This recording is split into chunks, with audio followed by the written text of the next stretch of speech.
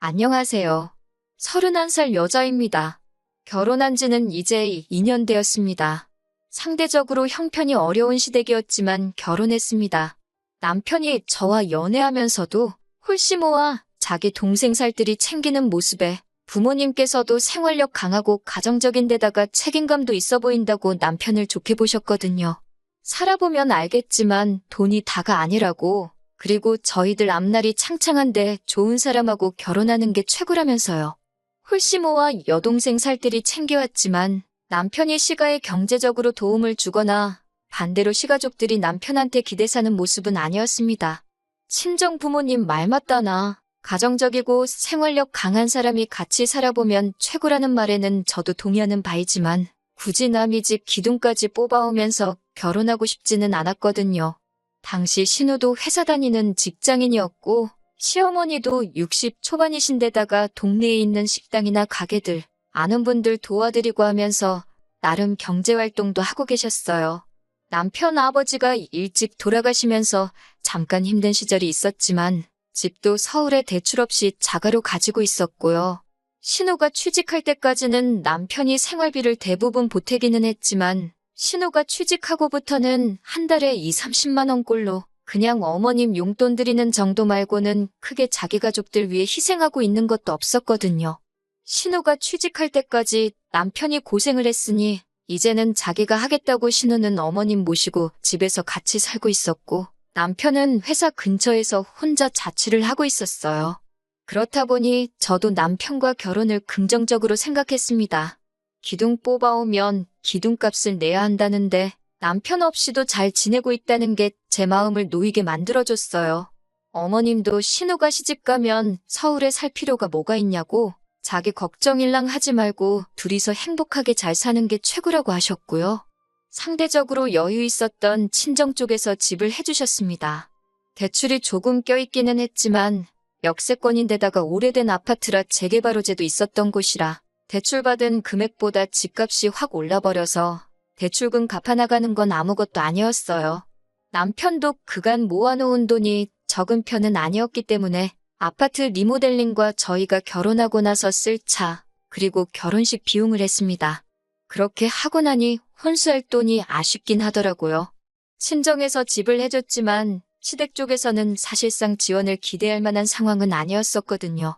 그래도 남편 모아놓은 돈으로 오래된 아파트도 새 것처럼 고쳐놨고 당장 차도 한 대 생겼고 큰 돈 들어갈 것들은 다 끝난 거나 마찬가지인데다가 안정적인 직장 다니고 있는 사실만으로도 감지덕지했습니다.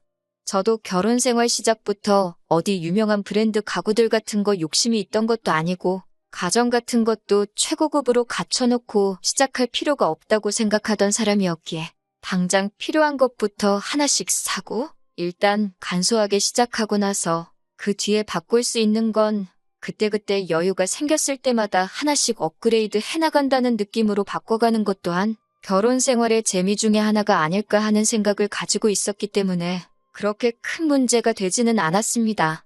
연애하면서 이미 사람 됨됨이는 인증을 받은 거나 마찬가지기에 조금 모자라게 시작했어도 저한테 자상하고 나름 시댁 지원 하나도 없이 친정 도움받아 결혼한 걸 갚기라도 하려는지 같은 걸 하더라도 친정에 좀 더 하려고 노력하고 저희 부모님께도 잘했기 때문에 좋았습니다. 서로 맞벌이이기는 했지만 여유 있는 부모님 밑에서 편하게 자라온 저와는 다르게 남편은 젊어서부터 가장 역할을 해왔던 경험이 있기 때문에 돈 관리는 남편이 하기로 했습니다. 걱정이 되지는 않았어요.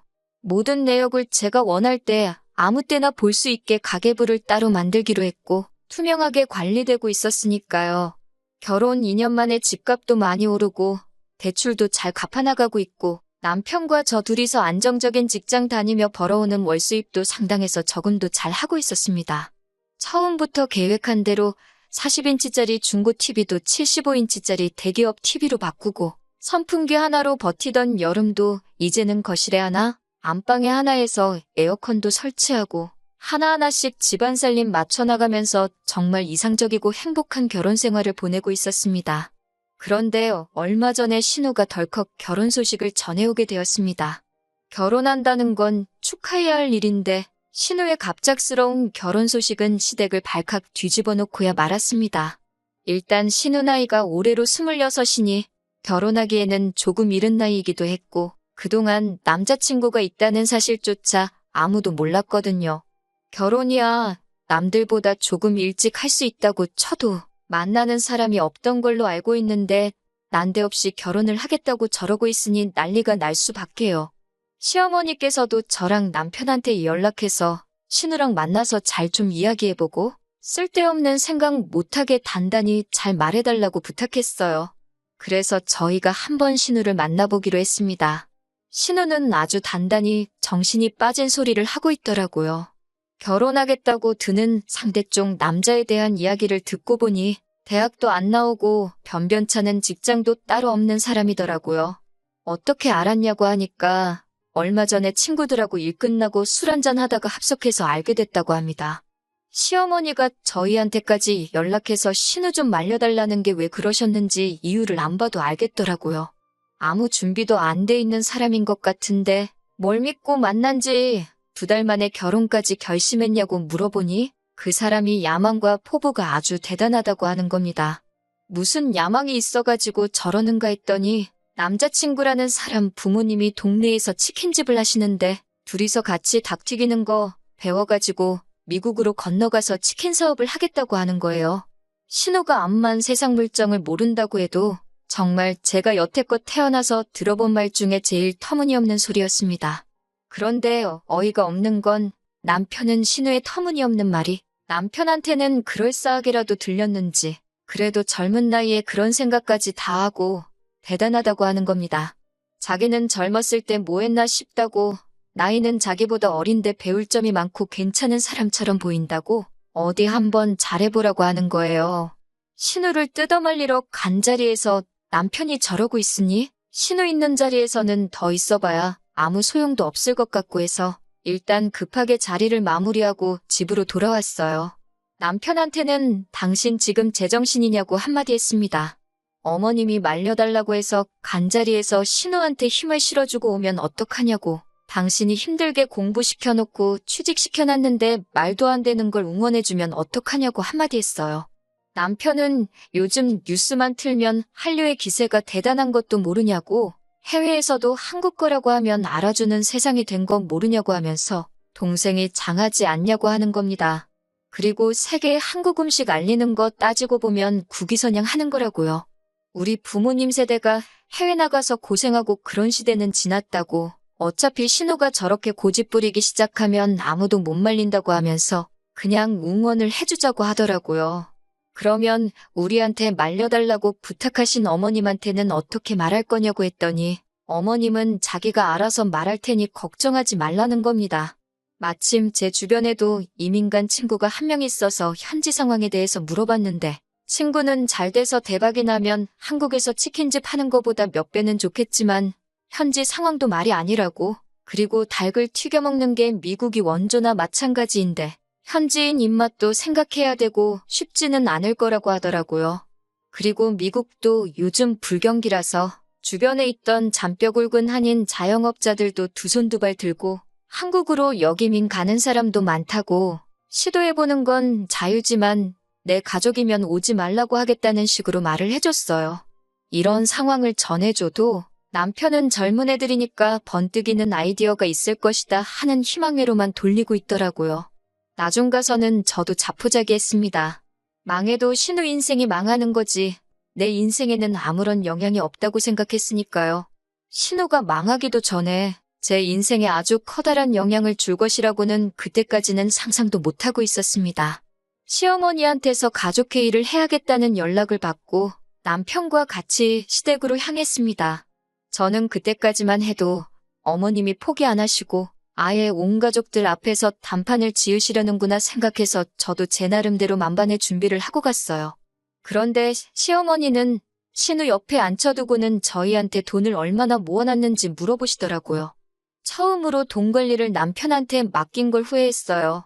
제가 관리했었더라면 안 좋은 낌새를 느끼고 안 알려줬겠지만 남편은 2년 동안 모은다고 모았지만 대출도 있고 살림살이 바꾼다고 3천만 원 정도밖에 없다고 한치의 고민도 없이 말을 하더라고요. 어떻게 남편이 구워 삶아 놓은 건지. 시어머니도 신우를 시집 보내서 미국으로 보내기로 결심을 한 듯한 눈치였어요. 그런데 돈이 얼마가 있는지 왜 물어보나 싶었는데 남자 쪽 집에서 닭튀기는 기술이랑 이런 걸 다 가르쳐 줄 테니 미국으로 이민 가는 비용부터 정착금을 다 시어머니 쪽에서 부담하도록 조건을 걸었다는 겁니다. 자식들 이억만리 외국 땅으로 보내서 고생시키고 싶지는 않으시다고요. 제가 그건 또 무슨 말도 안 되는 소리냐고, 미국 집값이 얼만지나 알고 하는 소리냐고 했습니다. 그 돈이면 동네에다가 체인점을 차려도 2개는 차리겠다고, 어디 동네에서 닭 튀기는 거 가지고 말도 안 되는 장사를 하려고 하냐고, 그 집구석 완전 사기꾼 아니냐고 했습니다. 그런데 신우가 옆에서 저보고 공부만 해서 뭘 모르나 본데, 체인점은 본사에서 이렇게 뜯어가고 저렇게 뜯어가서 남는 것도 없다고 하더라고요. 신우한테 당장 베란다 나가서 창문 밖에 보이는 체인점 치킨집이 몇 갠지나 세보고 오라고 했습니다. 저 사람들은 뭘 몰라가지고 체인점 내서 장사하고 있겠냐고 했더니 저 사람들은 체인점에 뜯길 거 다 뜯기면서 자기 인건비 버는 사람들이라고, 평생 큰 돈은 못 버는 사람들이라고 무시를 하는 겁니다. 자영업 하는 사람들 중에 직원들만 써서 수급만 해가는 사람이 몇이나 되는지는 아냐고 물어봤어요. 정작 결혼한다는 남자 쪽 부모님들은 치킨집 직원들만 써서 돌리고 계시냐고 물으니 자기 시부모님 되실 분들은 다르답니다.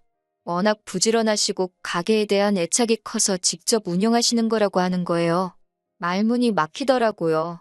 신우한테 말발로 밀려서 그러는 게 아니고 어떻게 정신이 빠져도 저렇게 빠질 수 있는가 싶었습니다.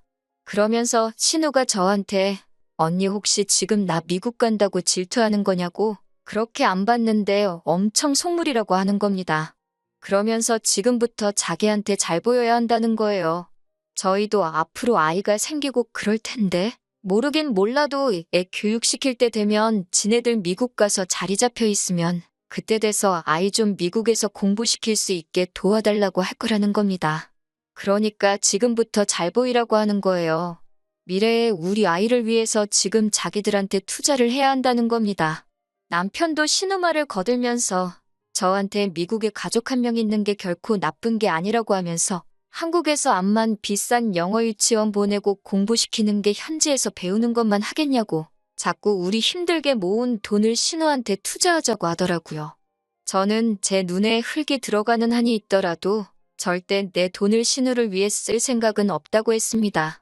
그리고 애초에 우리가 모아놓은 돈이 3천만 원이 전부인데 그걸로 어떻게 미국에서 가게도 차리고 집도 구하고 하겠냐고, 이민 비용 같은 건 생각도 안 하냐고 다들 정신 좀 차리라고 한마디 했어요.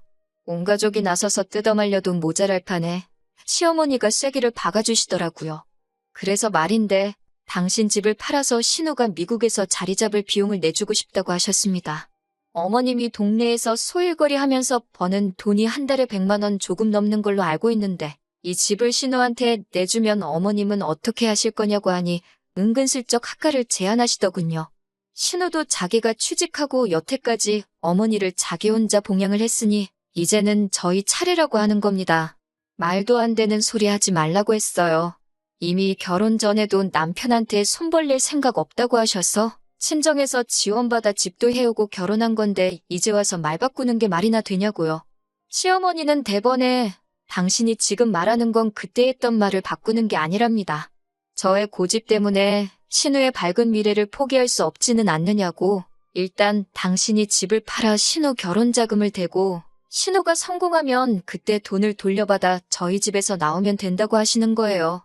그때까지 어머님도 저희 집에서 아무것도 안 하실 것도 아니고 저희 맞벌이 부부 하는데 집안일 할 사람 필요하지 않겠냐면서 집안일을 대신 해주시겠다는 거죠.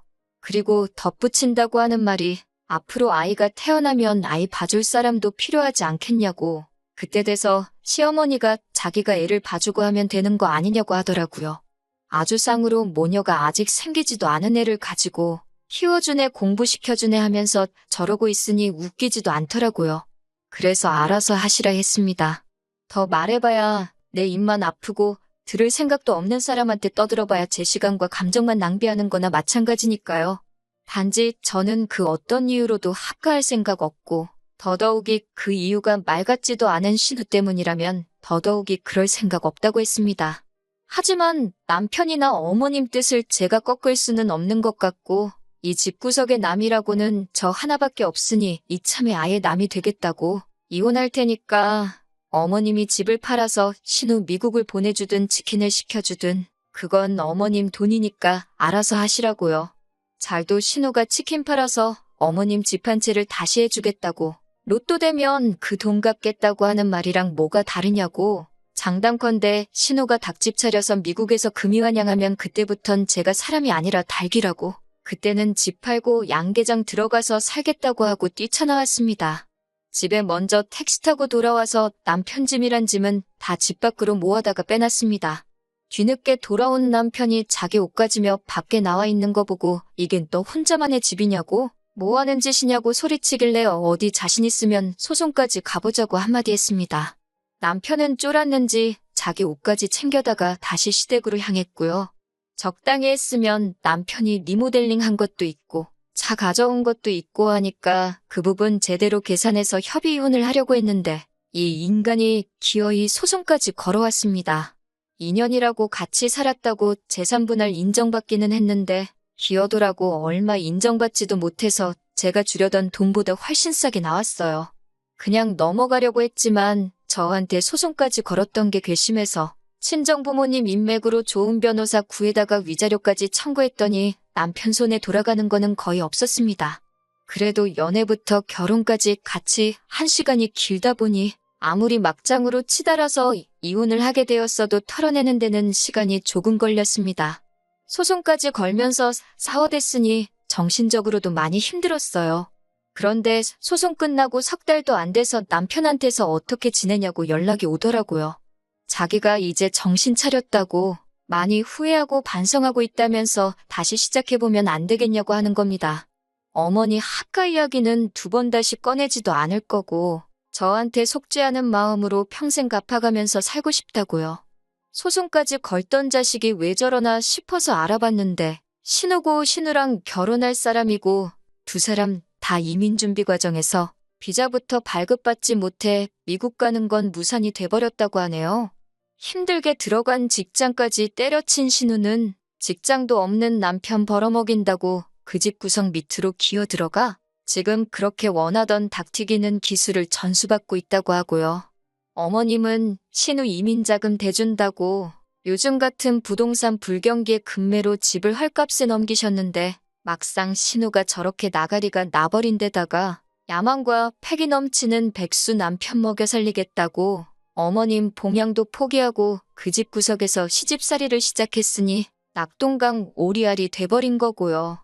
신우도 정신이 나간 게 그 남자한테 콩깍지가 얼마나 씌인 건지 그 남자 먹여 살리겠다고 그 집구석으로 기어 들어간 건지 어떻게 보면 사람이 미치면 어디까지 갈 수 있는지 보여주는 것 같아서 무섭기까지 하더라고요. 남편은 남편대로 이혼남 딱지 붙은 것도 불리한데 모아놓은 돈도 집도 절도 없는데 홀씨모까지 달고 살게 되었으니 앞으로 재치는커녕 연애도 못하게 생겼으니 저한테 다시 잘해보자고 연락한 것 같았습니다. 꼭 찍어 먹어봐야지 똥인 걸 아는 멍청한 남자는 제 쪽에서 사절이라고 일 없으니까 앞으로 연락하지 말라고 했어요.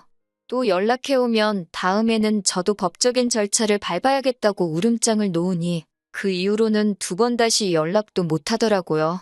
신우 망했다는 말에 속이 후련해졌으니 제가 나쁜 사람 같은데 그 좋아하던 대들보 노릇 다시 할 수 있게 만들어줬으니 좋은 일도 하나 한 것 같아서 그냥 그걸로 퉁치려고 합니다. 소원 성취 시켜줬으니 괜히 저한테 다시는 기웃거리지 말고 알아서 평생 그 모양 그 꼴로 살았으면 좋겠어요.